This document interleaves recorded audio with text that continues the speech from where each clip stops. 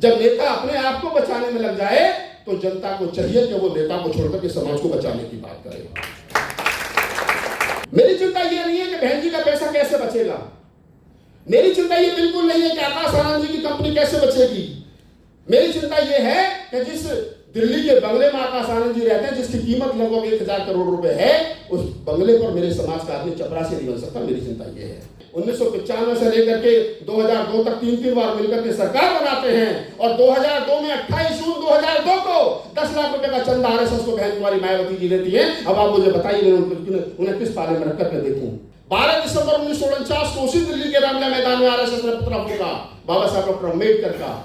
बाबा साहब को हीन जाति आरएसएस ने कहा, छोटी जाति का आरएसएस ने कहा। उसी आरएसएस ने कहा कि भारतीय संविधान में भारतीय मिजाज का कुछ नहीं दिखता, क्योंकि वो मनुष्य मृत्यु को चाहते थे। उसी आरएसएस ने, जिस आरएसएस ने अपने मुख्यालय पर 52 साल तक तिरंगा झंडा नहीं फहराया। इस देश के अंदर ये जो हालात हुए हैं, वर्तमान में आजादी के 78 साल के बाद, 77 साल के बाद, अगर मुल्क को हिंदू राष्ट्र बनाने की कोशिश की जा रही है, अगर मुल्क में संविधान और जमहूरियत को खत्म करने की बात की जा रही है, अगर मुल्क में बाबा साहब डॉक्टर अम्बेडकर के विचार को दफन करने की बात की जा रही है, तो आखिर इसके पीछे कौन है और इसके लिए जिम्मेदार कौन है?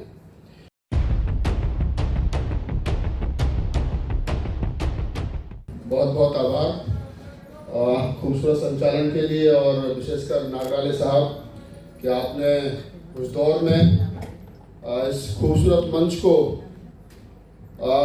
पर लोगों को आमंत्रित करने का प्रयास किया है, जिस दौर में इसकी बेहद जरूरत है। मैं समझता हूँ वैसे तो प्रोफेसर चहल के बाद और तमाम वक्ताओं के बाद मैं नहीं समझता कि कुछ ज़्यादा कहने के लिए बचा है।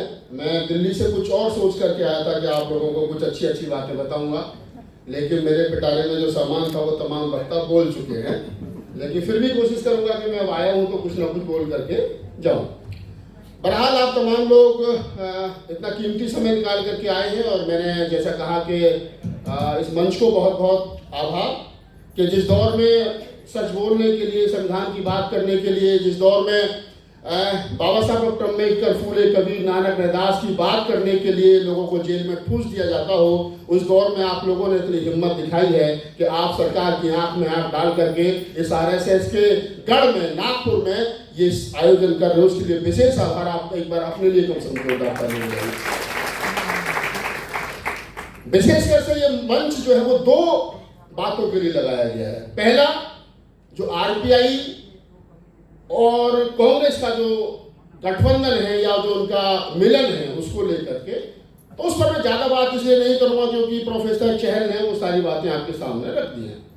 लेकिन कुछ एक मुद्दे हैं, मैं चाहता हूं कि वो आपके साथ डिस्कस कर लिए जाए, आपके साथ बातचीत कर ली जाए, ताकि ये भी पता चल जाए कि इस देश के अंदर ये जो हालात हुए हैं, वर्तमान में आजादी के 78 साल के बाद, 77 साल के बाद, अगर मुल्क को हिंदू राष्ट्र बनाने की कोशिश की जा रही है, अगर मुल्क में संविधान और जमहूरियत को खत्म करने की बात की जा रही है, अगर मुल्क में बाबा साहब डॉक्टर अम्बेडकर के विचार को दफन करने की बात की जा रही है, तो आखिर इसके पीछे कौन है और इसके लिए जिम्मेदार कौन है? वो ताकतें इतनी मजबूत कैसे हो गई? जो अभी प्रोफेसर चहल ने कहा कि 1980 में जो पार्टी बनी और 84 के आम चुनाव में उनके पास 2 सीटें थी, वो ताकतें 40 साल में इतनी मजबूत कैसे हो गई कि इस देश के 85% आवाम की विचार को कुचल करके इस देश में मनुस्मृति लागू कर देना चाहती है। उन ताकतों के पीछे कौन सी ताकतें शामिल हुई हैं, उन ताकतों को पहचानने की जरूरत है। मैं समझता हूं कि बाबा साहब डॉक्टर अम्बेडकर के 2 भाषण का जिक्र प्रोफेसर चहल ने किया। उन्हीं के आसपास से मैं उन्हीं की बात का समर्थन करते हुए अपनी बात को आगे बढ़ाता हूँ। बाबा साहब डॉक्टर अम्बेडकर जहां 1948 में, अप्रैल 1948 में लखनऊ के भाषण में ये कह रहे हैं, जब संविधान सभा में बाबा साहब को नहीं लिया गया, बाद में कांग्रेस ने गांधी जी के आह्वान पर कहा कि डॉक्टर अम्बेडकर को संविधान सभा में होना चाहिए, और बाद में बाबा साहब डॉक्टर अम्बेडकर संविधान सभा में गए ही नहीं, प्रारूप समिति के अध्यक्ष भी बने। तो बाबा साहब ने खुद कहा है, गांधी नेहरू को पत्र लिख करके थैंक्स कहा है बाबा साहब डॉक्टर अम्बेडकर ने, कि मैं तो सिर्फ इसलिए आया था कि मैं अपने समाज के लिए कुछ कर सकूं, मुझे उम्मीद नहीं थी कि कांग्रेस पार्टी मुझे यहां पर प्रारूप समिति का अध्यक्ष बनाएगी। बाबा साहब डॉक्टर अम्बेडकर ने लखनऊ के भाषण में कहा कि मुझे नहीं पता था, मेरी आंखों के सामने अंधेरा था कि मैं क्या कर पाऊंगा, लेकिन थैंक्स कि मुझे वो मौका दोबारा मिला, तो मैं अपने समाज के लिए वो तमाम वो सारी चीजें कर पाया जो मैं करना चाहता था। बाबा साहब डॉक्टर अम्बेडकर कहते हैं कि हमने 3 चीज मांगी थी, पृथक निर्वाचक मांगा था, नौकरियों में आरक्षण मांगा था और राजनीति में आरक्षण मांगा था। हमें 2 चीज मिली है, एक नहीं मिली। पृथक निर्वाचक हमको नहीं मिला है। अगर पृथक निर्वाचक हमको नहीं मिला है तो इसका मतलब ये बात नहीं है कि हमारा भाग्य हो गया, नहीं होगा। बाबा साहब डॉक्टर अम्बेडकर ने गांधी और बाबा साहब डॉक्टर अम्बेडकर के बीच में पूना पैक्ट को 1932 से लेकर 1942 तक सेलिब्रेट किया है। बाबा साहब डॉक्टर अम्बेडकर कहते हैं कि मेरे समाज के 4 लोगों की 4 बच्चों की नौकरी लगती तो मैं सेलिब्रेट करता हूं, क्योंकि मुझे लगता है मेरे समाज में चंदा देने वाला समाज जो है वो तैयार हो रहा है।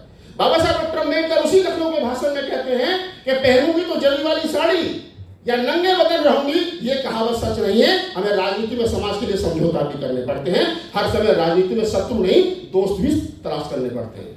बाबा साहब डॉक्टर अम्बेडकर जिस कांग्रेस से, गांधी, नेहरू, पटेल से जब पूरी जिंदगी उनका असहमति रही, लेकिन कम से कम उन 3-4 लोगों में एक बात पर सहमति थी कि वो मॉडर्न इंडिया बनाना चाहते थे।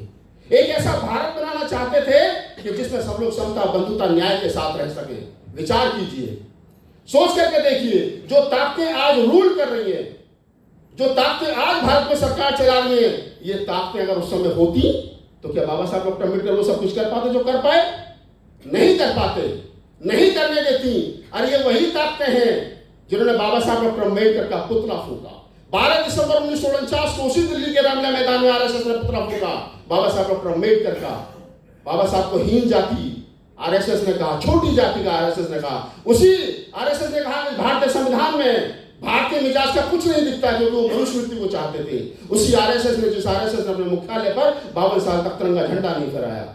वो ताकतें, वो आरएसएस और बीजेपी, वो विचारधारा जो 1984 तक, 1989 तक मैं कहूं कहीं नहीं थी, आखिरकार वो विचारधारा इतनी मजबूत कैसे हुई कि वो भारत में राज कर रहे हैं। और राज ही नहीं कर रहे हैं, बंदूक दिखा करके राज कर रहे हैं, चाबुक दिखा करके राज कर रहे हैं। ईडी, सीबीआई, यूएपी का डर दिखा करके राज कर रहे हैं। आज एससी, एसटी, ओबीसी, माइनॉरिटी के बच्चों को जबरदस्ती झूठे मुकदमों में डाल लगा करके उनके यूएपी लगा करके जेलों में ठूसा जा रहा है। उमर खालिद जैसे हमारे साथियों की 5-5 साल तक जमानत नहीं हो रही, कोर्ट में सुनवाई नहीं हो रही है। तो मैं फिर कह रहा हूं कि इस सरकार के पास में इतनी हिम्मत आई कहां से है? कौन सी ताकतें हैं वो जो उनके पीछे खड़ी हैं? मैं बता दूं आपको, प्रोफेसर साहब को थोड़ा सा घुमा फिरा करके बोल रहे थे, मेरे अंदर कमी, मैं सीधा सीधा बोलता हूं।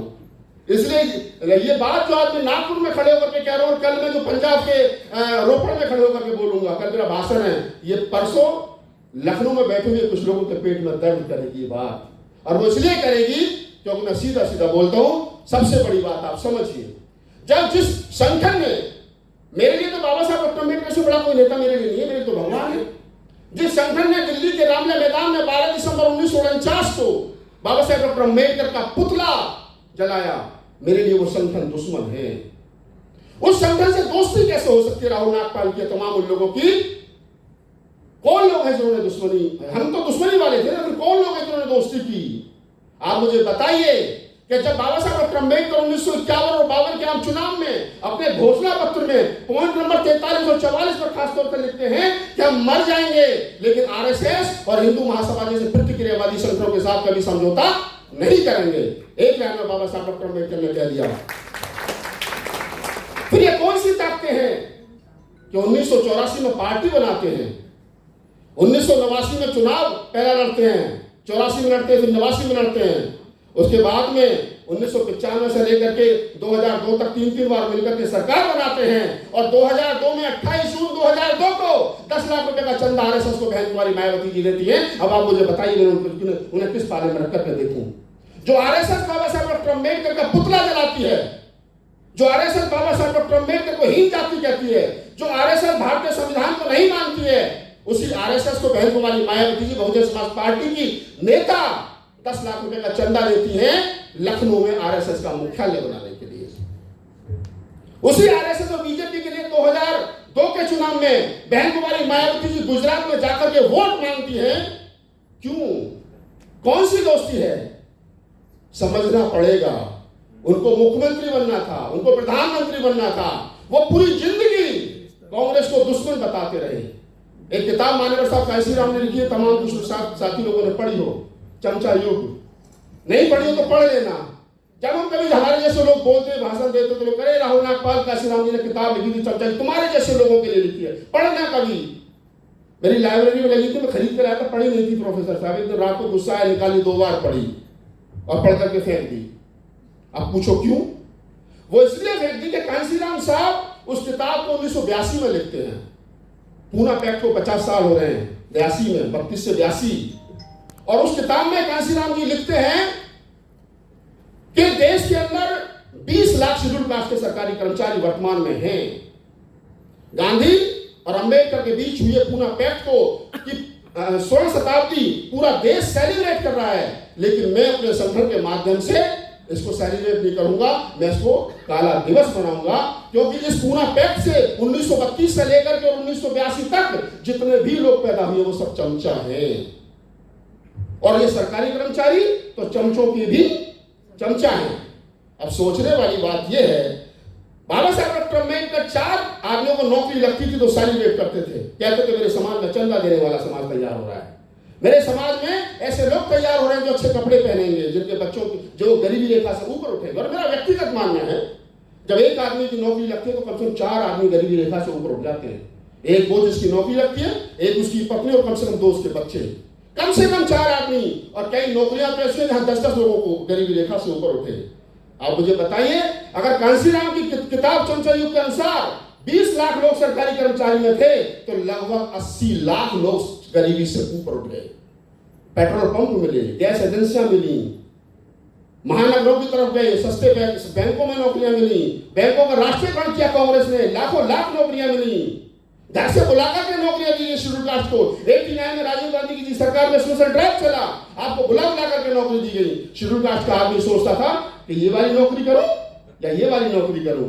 आज सब कुछ बर्बाद हो रहा है, हमारी आंखों के सामने बर्बाद हो रहा है। और कांशीराम साहब कह रहे हैं कि ये सरकारी कर्मचारी तो चमचों के चमचा हैं, और ये चमचा युग है जो चल रहा है, और इस चमचा युग को हम 10 साल में खत्म कर देंगे, यानी 1992 तक इस चमचा युग को हम खत्म कर देंगे। हुआ क्या? 1995 में सरकार बनी, और 1995 में डेटा है कि लगभग शेड्यूल कास्ट के 48 लाख कर्मचारी थे देश भर में। आज संख्या कितनी रह गई है? साहब कुछ लाखों में रह गई है घट-घट करके। ये प्रोफेसर साहब को हो सकता है ज्यादा इनको 2-2.5-3 लाख रुपए तनख्वाह मिलती हो, लेकिन इनकी आने वाली पीढ़ी, जितनी पेंशन इनको मिलेगी रिटायर होने के बाद में 1.5 लाख रुपए, आने वाली पीढ़ी 50,000 20,000 की नौकरी ढूंढ रही है।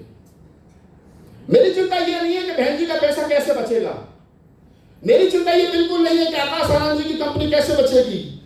मेरी चिंता यह है कि जिस दिल्ली के बंगले में आकाश आनंद जी रहते हैं, जिसकी कीमत लगभग 1000 करोड़ रुपए है, उस बंगले पर मेरे समाज का आदमी चपरासी नहीं बन सकता। मेरी चिंता यह है, मेरी पीड़ा यह है, मेरी पीड़ा राहुल नागपाल की पीड़ा यह है कि दादा के सामने, दादा गांव में जूते सिलता था, मरे हुए पशु उठाता था, दुनिया की बेकारी और बेरोजगारी करता था, उसके सामने उसका पोता अफसर हुआ। जब गांव में सीटी मार करके सायरन मार के गाड़ी जाती थी तो मनुवादी के पेट का पानी हिल जाता था कि फलाने महार का, चमार का, दुसाद का, तासी का पोता जो है, बेटा जो अफसर हुआ है, गांव में चर्चा होती थी। आज उसी अफसर का पोता 10,000 की नौकरी ढूंढ रहा। मेरी चिंता ये है, मेरी पीड़ा ये है कि बाप के सामने बेटा चपरासी नहीं बन पा रहा है, जबकि दादा के सामने पोता IAS बन गया था। मेरी चिंता ये है। कुछ लोगों की चिंता होगी कि मोदी जी के खिलाफ मत बोलो, नहीं तो हमारी संपत्ति को जब्त कर लेंगे, अकेले चुनाव लड़ो, नहीं तो हमारी संपत्ति को जब्त कर लेंगे। कुछ लोगों की चिंता होगी, हमने तो ओपन लेटर लिखे, मैं तो अंदर रहा हूं, मैं तो बहुजन समाज पार्टी का मीडिया प्रभारी रहा हूं, मैं तो किताब लिख दूंगा पूरी। लेकिन मैं कहता हूं कि जब लड़ाई आमने और सामने की हो, जैसा मैंने कहा कि ये ताकत इतनी मजबूत कैसे हो गई, ये बीजेपी RSS इतनी मजबूत कैसे हो गई कि हमारी कमर पर चाबुक पड़ रहा है और हम लोग बोल नहीं पा रहे हैं। अकेले बाबा साहब डॉक्टर अम्बेडकर जो कर गए वो सब कुछ बर्बाद हो गया, और हमारी पार्टियां खामोशी के साथ तमाशा देख रही हैं, बोल नहीं रही है। कोई नहीं कह रहा कि राष्ट्रीयकरण क्यों, क्या नाम है, निजी हाथों में कंपनियां क्यों बेची जा रही हैं। कोई नहीं बोल रहा है कि हमारे लोगों का शोषण अत्याचार क्यों हो रहा है। कोई नहीं बोल रहा है कि हमारे लोगों का सरकारी कर्मचारियों शेयर खराब क्यों किया जा रहा है। कोई नहीं बोल रहा है। नेताओं को तुमसे मतलब नहीं है। तुम जिनको बहन जी और भाई साहब, चाचा और ताऊ बता रहे हो ना, दरअसल आप तुम उनके कुछ लगते ही नहीं हो। वो बेचारे अपने आप को बचाएं या तुमको बचाएं। जब नेता अपने आप को बचाने में लग जाए तो जनता को चाहिए कि वो नेता को छोड़कर के समाज को बचाने की बात करे। और ये काम हमने किया है। नागराले साहब ने तीसरी बार बुलाया हूं मैं। पहली बार बुलाया था 19 के चुनाव के आसपास, पिछली बार बुलाया था। मैंने कहा था कि हम उत्तर प्रदेश और हिंदी बैंड पर करके दिखाएंगे। मेरे जैसे 3-4 पागल हैं, मेरे जैसे 3-4 पागल हैं हम। हिंदी बैंड पर मैं हो गया, प्रोफेसर रतनलाल हो गए, लक्ष्मण हो गया, 1-2 लोग और हैं जो बोलते रहते हैं। हमने बीड़ा उठाया कि या तो नेता आपस में गठबंधन करेंगे बीजेपी के खिलाफ, एक मंच पर आएंगे, और नहीं आएंगे तो उनको उखाड़ करके फेंक देंगे। उत्तर प्रदेश को उखाड़ करके दिखाया, आपने देखा होगा। और जो लोग ये कहते हैं हमारे लिए कि राहुल नागपाल तो कांग्रेस की बात करता हरिजन हो गया, ये तो दरिजन हो गया है, तो मैंने कहा तुम बहन जी के बराबर अपना मंच लगवा लेना, पता चल जाएगा तुम कौन हो गए। तुम दरवाजे पे खड़े नहीं हो सकते, मैं तो राहुल गांधी से मिल भी सकता हूं। और हम ही थे जो 2024 के चुनाव से पहले राहुल गांधी से मिलकर के कहा था कि हमारे समाज के लिए कहिए कि अगर एनडीए की इंडिया गठबंधन की सरकार बनेगी तो आप ये करोगे।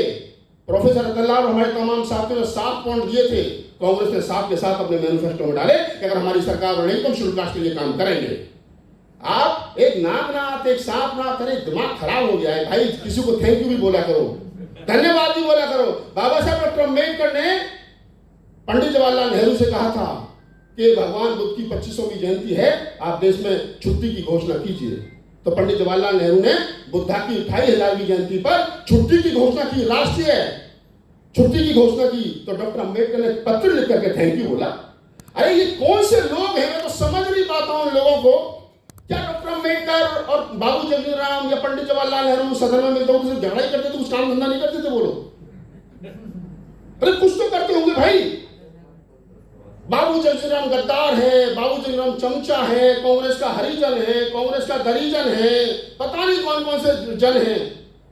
अरे वो जगजीवन राम पूरी जिंदगी कांग्रेस से लड़ करके तुम्हें इतना दे दिया कि तुम्हारी जो रिटायर हो गए ना 1-1 लाख 1.5 लाख पेंशन ले रहे, जगजीवन राम और बाबा साहब की वजह से हुआ है। बाबा साहब डॉक्टर अम्बेडकर, अभी कहा ना प्रोफेसर साहब ने, मेरी की बात को आगे बढ़ाता हूं, मैं तो कह रहा हूं, आज तो जो सबसे सुना वही कहूंगा। मैं कह रहा हूं कि बाबा साहब डॉक्टर अम्बेडकर ने जब इस्तीफा दिया कानून मंत्री के पद से, आप जाकर के देख लीजिए इस्तीफे के सारे टर्म्स एंड कंडीशन क्या है, किन आधार पर दिया है। बाबा साहब डॉक्टर अम्बेडकर पूरी जिंदगी अछूतों के लिए लड़ते रहे, अछूतों के लिए, उनका पूरा जीवन अछूतों के लिए। और बाबा साहब ने कभी कहीं नहीं कहा बहुसंख्यक है, बाबा साहब ने कभी नहीं कहा बहुजन है, बाबा साहब ने कहा अछूत है, हम अल्पसंख्यक हैं, कम है। बाबा साहब और रिजर्वेशन के आधार यही है। वो बाबा साहब डॉक्टर अम्बेडकर जो पूरी जिंदगी अछूतों के लिए लड़ते रहे, और जब उन्होंने कानून मंत्री पद से इस्तीफा दिया तो उन अछूतों के लिए मुद्दा ही नहीं था। एक भी लाइन अछूतों के लिए नहीं थी कि मैं अछूतों को ये नहीं दिया तो इसलिए इस्तीफा दे रहा हूं। कानून मंत्री पद से लेकर कुछ नहीं, ये बड़े आदमी की पहचान है। और बाद में वही जो भी कोट किया पंजाब के भाषण में 1951 के भाषण में बाबा साहब फिर कह रहे हैं कांग्रेस के लिए।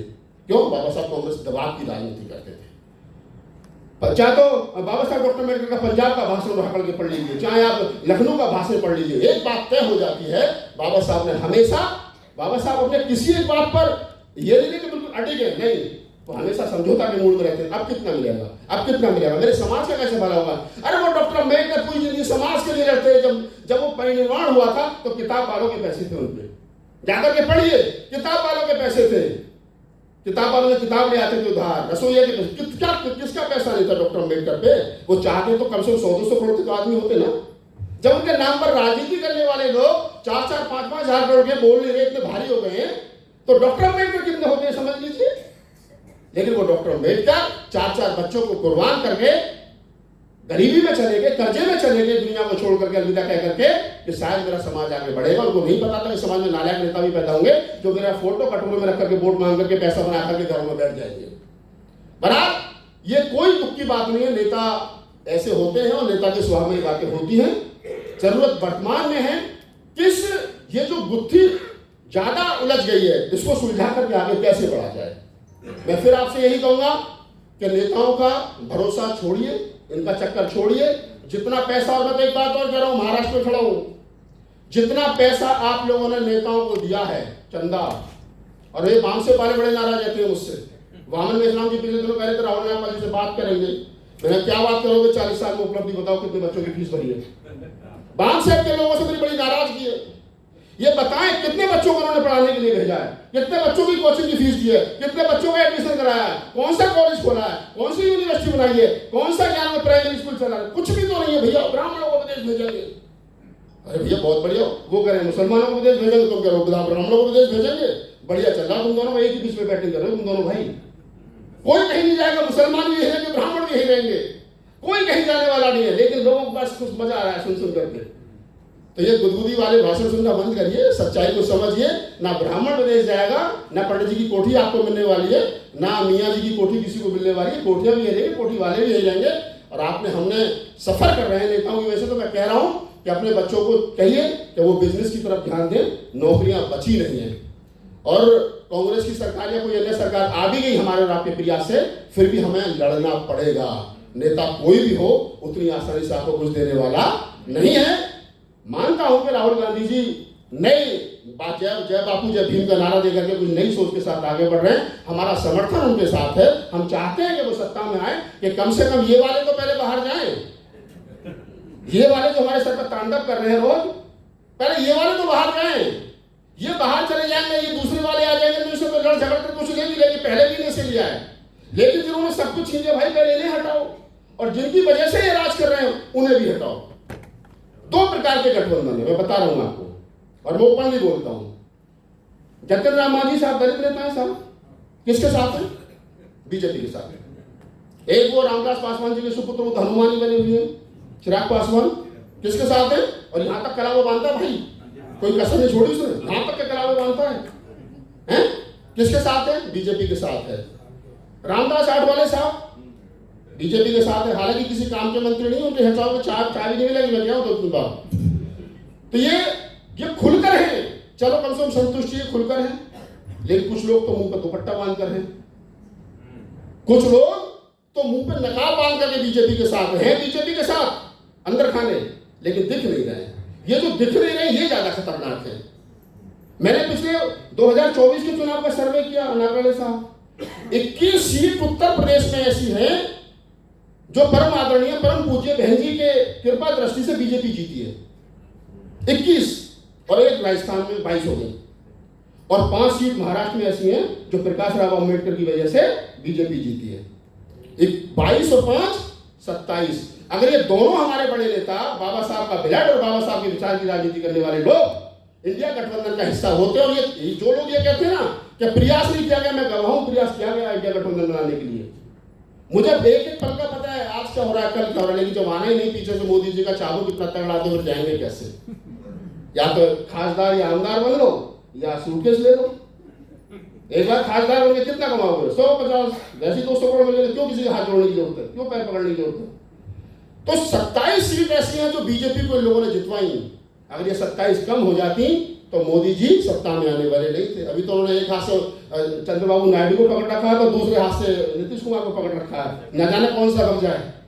और अभी तो मैं कह रहा हूं कि बिहार का रिजल्ट आने दो, अगर बिहार में सरकार नीतीश की नहीं बनी तो मुख्यमंत्री प्रधानमंत्री को दूसरा नहीं हो सकता, ये भी बता रहा हूं मैं आपको। तो राजनीति पल पल बदल रही है, और ऐसे लोग राजनीति में आ गए जो हमारा शोषण अत्याचार कर रहे हैं। बाबा साहब डॉक्टर अम्बेडकर की फोटो पर माला तो चढ़ा रहे हैं, लेकिन अंदर से गाली भी दे रहे हैं। तो इन लोगों को हटाना हमारी और आपकी जिम्मेदारी है। नेताओं का चक्कर छोड़ दीजिए, नेताओं के ने जितना दे दिया नहीं दिया उस पर मैं तो इन पर बात करने का मतलब समझता हूं, समय खराब कर रहा हूं। लोगों को तैयार करिए। हमने उत्तर प्रदेश में लोग तैयार किए थे, और उत्तर प्रदेश में लोग तैयार किए तो हम 71 से 33 पर बीजेपी को ले आए, और काश बहन जी ने हमारी बात सुन ली होती तो बीजेपी को उत्तर प्रदेश में खाता नहीं खुलने देती, हमारी गारंटी है।